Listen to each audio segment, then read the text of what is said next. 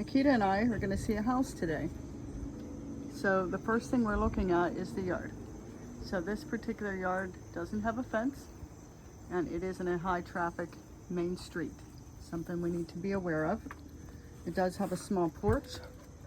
This section is not enclosed, but it does have a screen door. It's very important to have that extra layer of security. And it has a main door, which is pretty solid. Walk in and there's a kitchen. There's the basement entrance.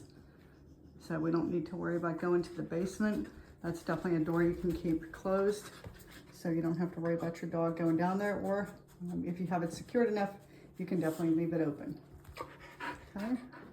Countertops are pretty high, so if you have a counter surfer, you're pretty good. Don't have to worry too much about them reaching everything. And then typical stove, refrigerator. And then the next room, there's no tripping hazards. We're walking in a little bit of a slippery floor for her. So you want to make sure what kind of shape your dog's in. If they like carpet or regular flooring, you can always put down throw rugs. So always something to consider. Windows, pretty good condition. And make sure they're secure. And then it's the living room.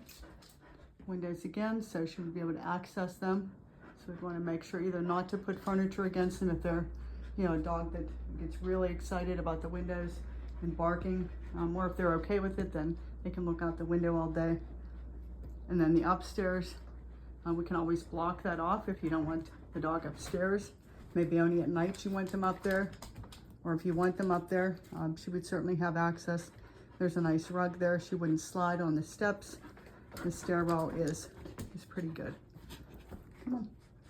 And then, again, the flooring here is hardwood, but it has a rug over it.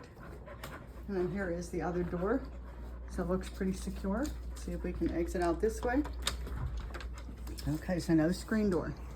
So as soon as you open this door, your dog can bolt. But it is a closed-in porch, except for this side. So we would definitely make sure that that door is secured before she goes out.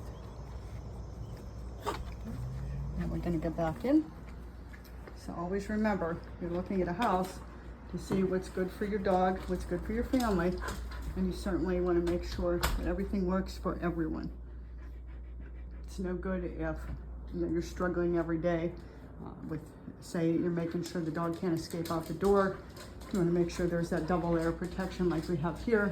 And then with no fence, we certainly would need a tie out, or we would need to put a fence up. And then everything else looks pretty good. Okay. Good job, Nikita. Say bye, Nikita. Did you have a good time? You say anything? No? All right, next time. We'll see you then.